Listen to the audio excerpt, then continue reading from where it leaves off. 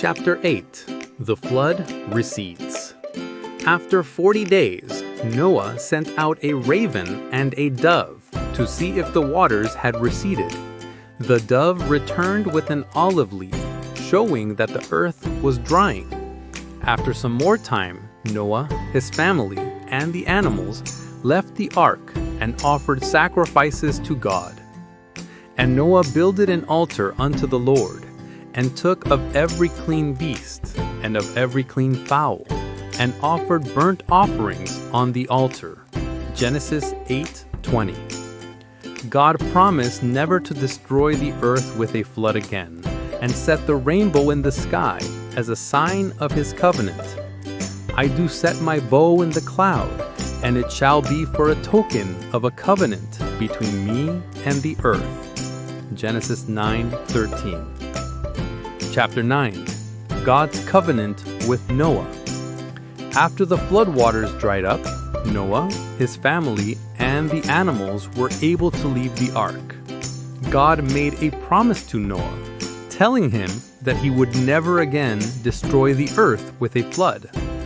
God gave Noah and his sons the responsibility to fill the earth, and he also gave them permission to eat meat, but they were not to eat the blood.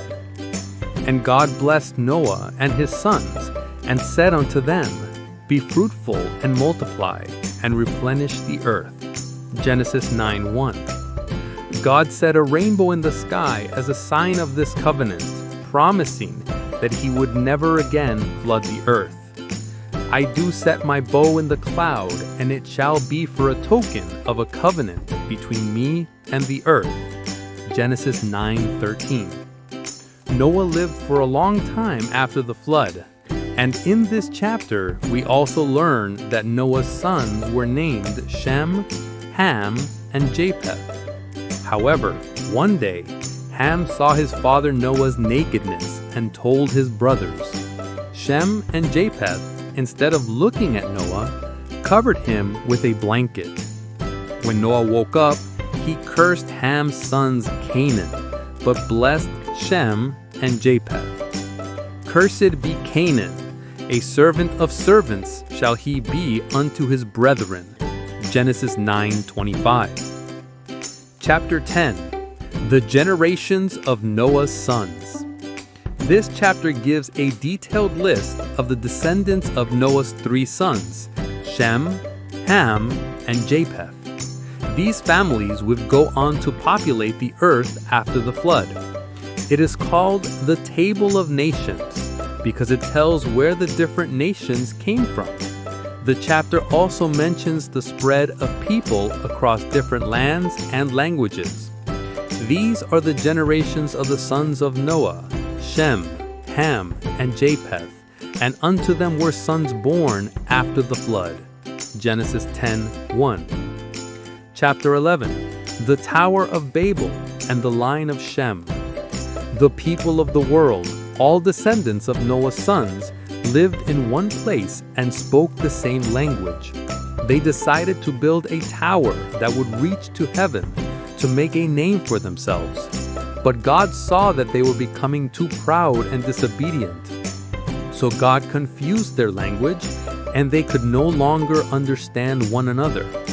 Because of this, the people scattered all over the earth, and the tower was never finished.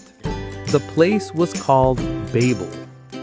And the Lord said, Behold, the people is one, and they have all one language.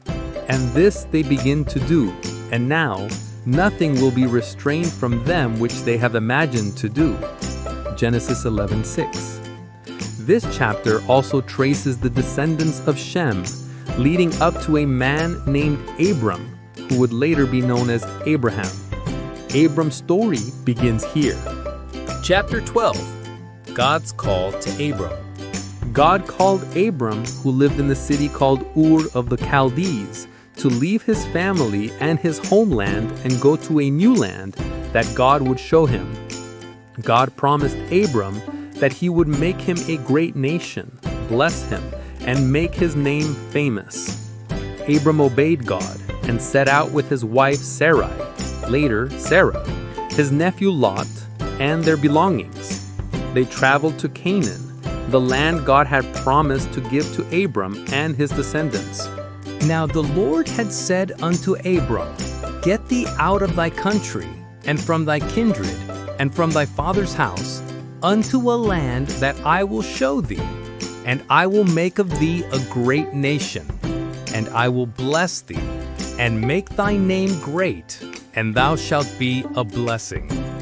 Genesis 12, 1-2. When they reached Canaan, God appeared to Abram and told him that he would give this land to his descendants.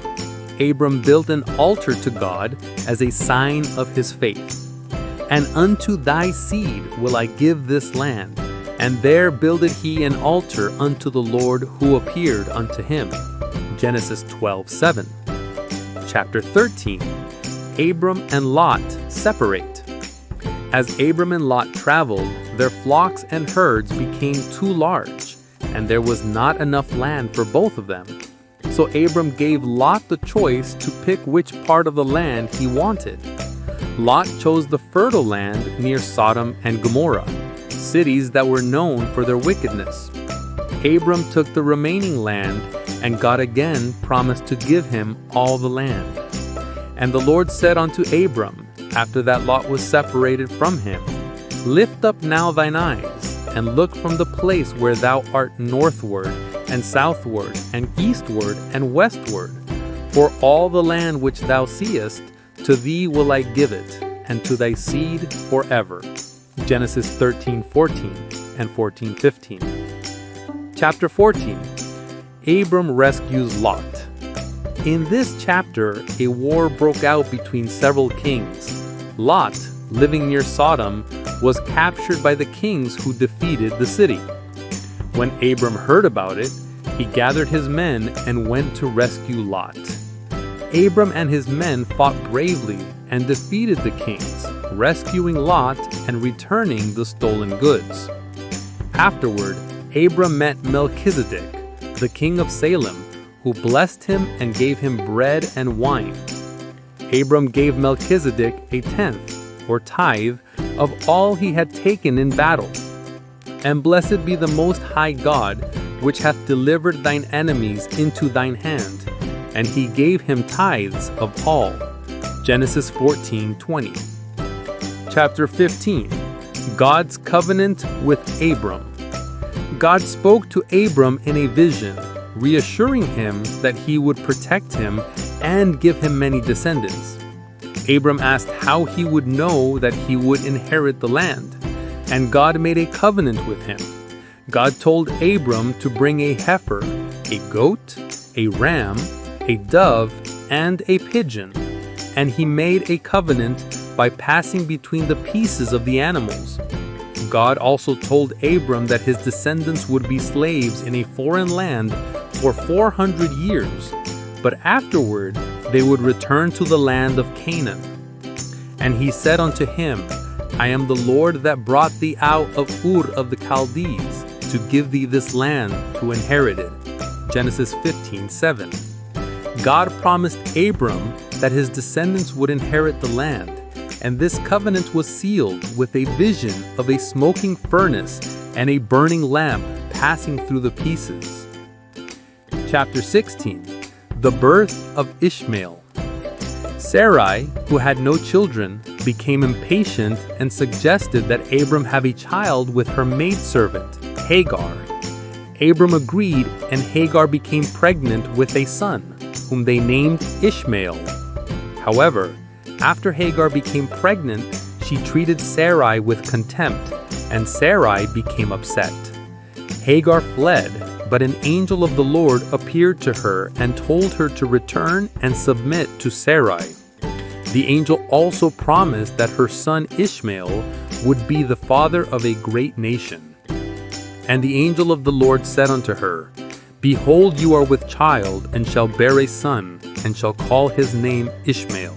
Genesis 16:11. Chapter 17. The Covenant of Circumcision. When Abram was 99 years old, God appeared to him again.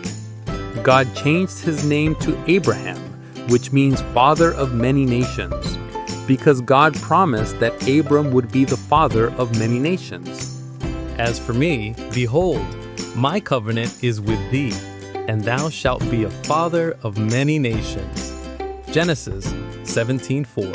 God also promised that Abraham would have a son with his wife, Sarai, whose name was changed to Sarah. Though Sarah was very old, God told her that she would have a son, and they were to name him Isaac. God made a covenant with Abraham that all of his male descendants must be circumcised as a sign of the covenant. This act was to be performed when a boy was 8 years old. God also promised Abraham that Sarah would be the mother of nations, and kings would come from her. And I will bless her, and give thee a son also of her. Yea, I will bless her, and she shall be a mother of nations. Kings of people shall be of her. Genesis 17:16. Abraham obeyed God, and he circumcised himself, his son Ishmael, and every male in his household, marking the beginning of this covenant. Be sure to check out our next video, where we continue the story of Abraham and the visit of 3 angels in Genesis chapter 18. Thanks for watching. Don't forget to like, comment, and subscribe. And hit that notification bell so you know when new videos are uploaded. Have a blessed day.